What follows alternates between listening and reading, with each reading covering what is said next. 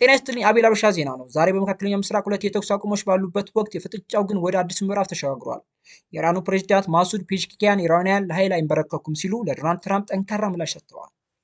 በሌላ በኩል የአሜሪካ ባህር ኃይል በሆርሙዝ ወሽመጥ 27 መርከቦች ወደ ኢራን እንዳይገቡ ማገዱን ገልጿል። በሊባኖስ እና በእስራኤል መካከል ያለው የተኩስ አቁም ቢጀመርም ኔታንያሁ ወታደሮችን ደቡብ ሊባኖስ ውስጥ ለማቆየት ወስናለች። ስምምነቱ አደጋ ላይ ጥሎታል። ኔታንያሁ ወታደሮችን ደቡብ ሊባኖስ ውስጥ ለማቆየት መወሰናቸው ስምምነቱን አደጋ ላይ ጥሎታል። ትራምፕ የኢራን ኃይል ማመንጫዎችና ድልድዮች እመታለሁ የሚለው ዛቻቸው የጦር ወንጀል ነው ወይስ ወታደራዊ ስልት? ዛሬ እነዚህን ወቅታዊ መረጃዎችን በዝርዝር እንመለከታለን። አብራችሁን ቆዩ። የኢራኑ ፕሬዝዳንት ማሱድ ፔዜሽኪያን አገራቸው ከአሜሪካ ጋር በሁለተኛ ዙር ድርድር መሳተፏ ባረጋገጠበት ወቅት አሜሪካ ኢራንን ልታሸንፍ ትፈልጋለች ሲሉ ከሰዋል።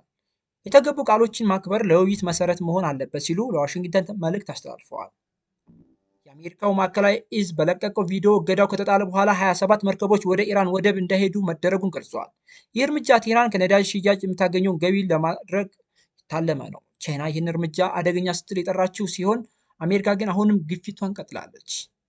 በሊባኖስ እና በእስራኤል መካከል የተኩስ አቁም ስምምነት ተግባራዊ መሆኑን ቢጀመርም ሁኔታው አሁንም ደካማ ነው። ፕሬዝዳንት ጆሴፍ አውን ሊባኖስ ለማዳን ድርድሩ እንደሚቀጥል ቢናገሩም ኔታንያሁ ግን ወታደራቸውን በደቡብ ሊባኖስ 10 ኪሎ ሜትር ዘልቀው እንደሚቆዩ አስታውቀዋል።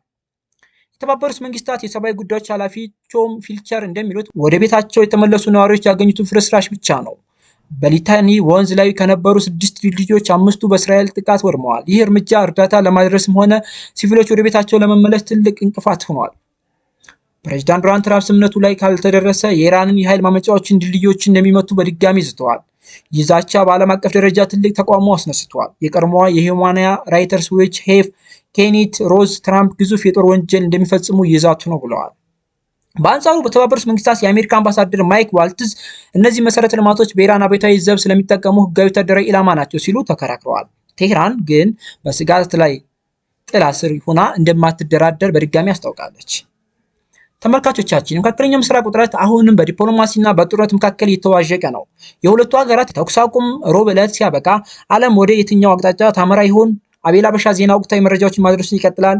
እናንተስ ምን ታስባላችሁ? የትራምፕ ዛቻ ኢራንን ወደ ድርድሩ የማመጣት ይሆን ወይንስ ጦርነቱን ያባብሰዋል? ሀሳባችሁን በኮሜንት ላይ አጋሩን። ቪዲዮውን ላይክ እና ሼር በማድረጋችሁ ለሌሎች እንዲደርሱ ያድርጉ። ሰብስክራይብ በማድረግ ቤተሰብ ይሁኑ። አቤል አበሻ ዜና ነበርኩኝ። ሰላም ለዓለማችን።